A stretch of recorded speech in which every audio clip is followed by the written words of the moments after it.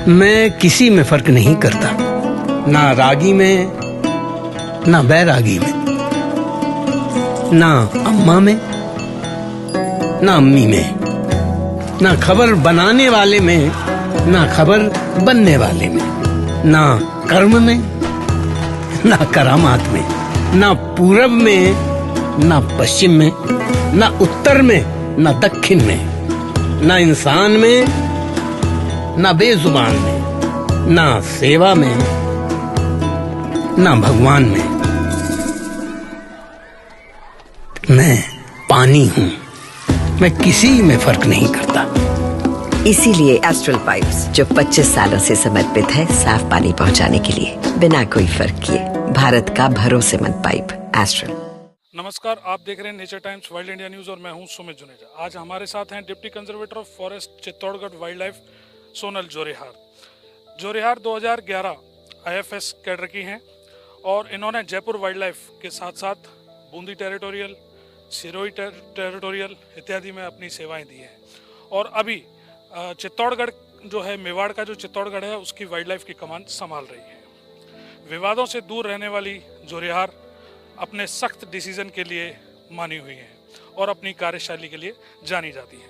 तो आइए चर्चा करते हैं महिला सशक्तिकरण के उस चेहरे से जिनके हाथों में चित्तौड़गढ़ वन्यजीव मंडल की कमान है। मैडम नमस्कार। मैडम, जैसे कि आपका अनुभव टेरिटोरियल और वाइल्ड लाइफ दोनों में है, तो चित्तौड़गढ़ की इस कमान को आप किस रूप में देखती हैं? क्या नए चैलेंजेस हैं यहाँ वन्यजीव और पर्यावरण संरक्षण को लेकर? किस तरीके से कार्य किया? मोस्टली क्योंकि मैं टेरिटोरियल डिविजन्स में ही रही हूँ, तो मेरी वाइल्ड लाइफ पोस्टिंग ही पहली है। तो सबसे पहला चेंज जो मैंने टेरिटोरियल और ये वाइल्ड लाइफ में देखा कि यहाँ के जो कानून है, जैसे वाइल्ड लाइफ प्रोटेक्शन एक्ट 1972, यहाँ जो सेंचुरीज़ में लग सकती हैं, उसकी वजह से एक प्रोटेक्शन का लेवल काफ़ी ज़्यादा है सेंचुरीज़ में। और आप यहाँ एक डिटर्मिनेशन के साथ काम कर सकते हो कि यहाँ पे जैसे आपको वन्य जीवों के लिए काम करना, उनके पानी की व्यवस्था, आप बेसिकली सिर्फ जंगल के प्रोटेक्शन पे काम करते हो। टेरिटोरियल में भी ये काम है, बट उसके साथ साथ बाकी विवाद भी होते रहते हैं कि आपको और भी इश्यूज मैनेज करने होते हैं। यहाँ पे प्योरली आप वन्य जीव के लिए काम करते हैं। एंड जो भी स्कोप है यहाँ पे, जैसे आपको लगता है इको टूरिज्म के लिए कोई पोटेंशियल साइट है या आप क्या बेहतर कर सकते हो उसके लिए, ये चीज़ हमेशा जहन में चलती रहती है और इस पे हम लोग काम करते हैं। मैडम, जैसे कि सीता माता के जंगल जो हैं, वो उड़न गैलरी, चौसिंगा आदि के इस तरीके के कई वन्य जीवों के लिए प्रसिद्ध भी है। यहाँ के जंगलों में अतिक्रमण और अवैध कटान एक बड़ी समस्या है। अतः इससे निपटने के क्या प्रयास किए जा रहे हैं? साथ ही यहाँ वन्य जीवों के संरक्षण के लिए क्या क्या नवाचार आपके द्वारा किए गए हैं? जहाँ तक अतिक्रमण की बात है, यहाँ पे तो यहाँ प्रतापगढ़ का जो प्रशासन है पूरा, SP साहब और कलेक्टर साहब के साथ हम लोग मिलकर इस पर काम करते हैं और अतिक्रमण को जितना कम से कम हो उतना होने दिया जाता है। यहाँ पे स्टाफ के द्वारा रेगुलर गश्त किया जाता है और मेरे द्वारा भी कभी कभी यहाँ पे निरीक्षण किया जाता है। और उड़न गिलहरी, जैसा कि अभी हम लोग देखते हैं कि रोड के साइड में एक महुआ का पेड़ है, तो वहाँ पे मोस्टली साइटिंग होती है।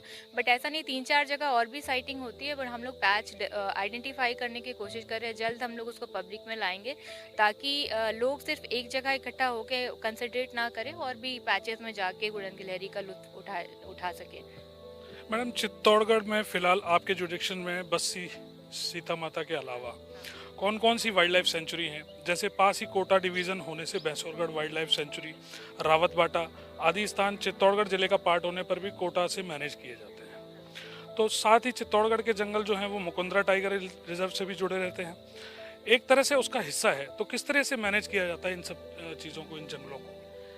भैंसोरगढ़ सेंचुरी का वैसे तो जिला लगता है प्रतापगढ़, चित्तौड़गढ़ का एरिया, बट उसको मैनेज कोटा वाइल्ड लाइफ वाले कर रहे हैं और आज तक तो अभी तक तो प्रॉब्लम नहीं है। जिसका जो एरिया बटा हुआ है उस पर जुरिडिक्शन रहता है।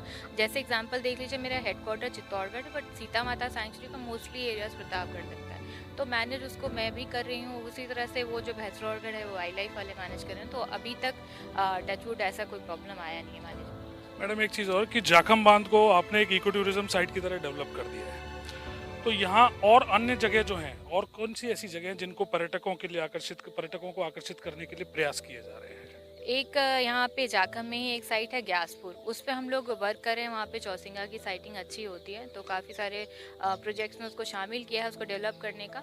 और एक दो वाटर बॉडीज़ भी हैं सुंदर, जिस पे अगर हम लोग वर्क करें तो इको टूरिज्म को अट्रैक्ट किया जा सकता है, तो उस पर आई एम वर्किंग। मैडम, अंतिम सवाल मैं आपसे पूछना चाहूँगा, जैसा कि आप यहाँ बर्ड फेस्टिवल भी करवा चुकी हैं और साथ ही चित्तौड़गढ़ में जो लेपर्ड सफारी की संभावनाएं भी हैं, तो क्या सोनल जोरिहार फार्मूला रहेगा जो कि इसमें वाइल्ड लाइफ टूरिज्म को आगे बढ़ाने में मदद करेगा और पर्यावरण संरक्षण में भी सहयोग करेगा? सोनल जौहरीहार फार्मूला तो क्या रहेगा, बट हाँ ठीक है, मैं कोशिश करूँगी कि जो यहाँ का एक छुपा हुआ खजाना है जो वो लोगों के नज़रों के सामने आए। एंड मेरा पूरा प्रयास रहेगा कि इसकी जितनी ज़्यादा से ज़्यादा हो सके पब्लिसिटी की जाए और लोगों को बताया जाए कि यहाँ पे भी जब आप चित्तौड़गढ़ आते हैं, फोर्ट विज़िट करते हैं, तो यहाँ पे 2 ऐसी सेंचुरीज़ है जहाँ पे आप विज़िट करें तो आपका विज़िट एज अ चित्तौड़गढ़ में फ्रूटफुल रहेगा। धन्यवाद मैडम। तो ये थी चित्तौड़गढ़ वाइल्ड लाइफ डिवीज़न की DCF सोनल जोरिहार। तो इसी तरीके की इंटरेस्टिंग स्टोरीज़ के लिए, टूरिज्म के लिए, वाइल्ड लाइफ कंजर्वेशन के लिए देखते रहिए नेचर टाइम्स। धन्यवाद।